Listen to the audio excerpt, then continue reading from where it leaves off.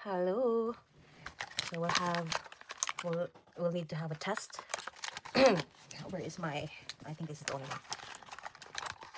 We'll have a test. Let's see if I have COVID. So requirement lang guys bago ako bumalik sa work. So let's see. Hindi ako pwede mag-office muna if meron akong positive daw. So try natin.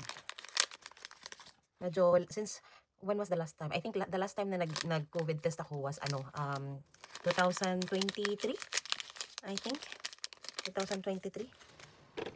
So ayan, this is what it looks like sa kanilang in their tawag nito, COVID test kit. So ayan, meron silang ganyan. May paganyan-ganyan sila. Tapos ito naman para kang magpa-pregnancy test. And then meron sila ditong cotton. Ayan. Hey, ang ayaw ko lang dito guys, yung nilalagay siya sa ilong. I don't like it actually. So, but we'll try. Ayan. So, lagyan natin sa itong ilong. I don't really like it man.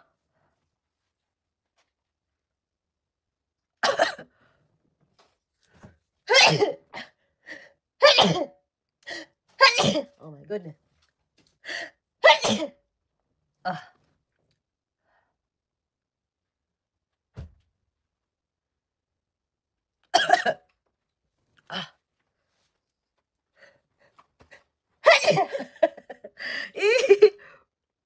That's why I don't like it. Oh.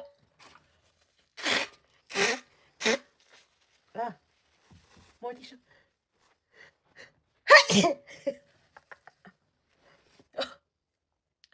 So, ilalagay natin dyan, guys. There.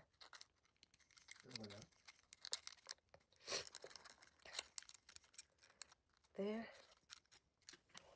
There, tissue. I don't know why you put them. I just bought them.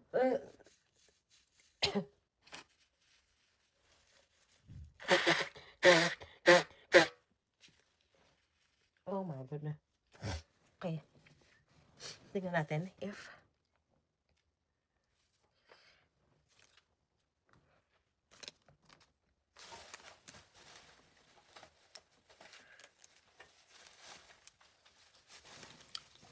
so here, there.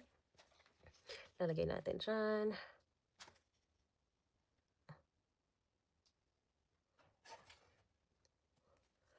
So we'll see.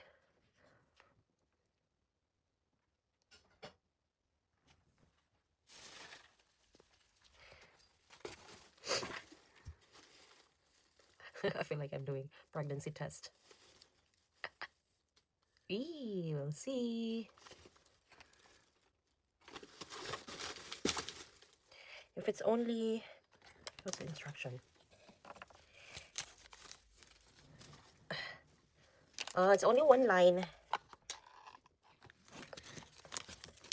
So it's only one line. Gotta wait 5 minutes to get the changes.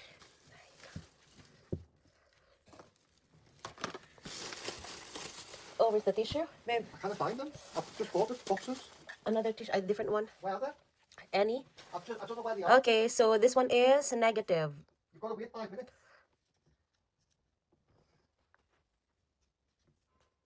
I don't think I'm positive. Just... Mati ilong ko, ha? Take a photo and show your boss. There you go. Ayan.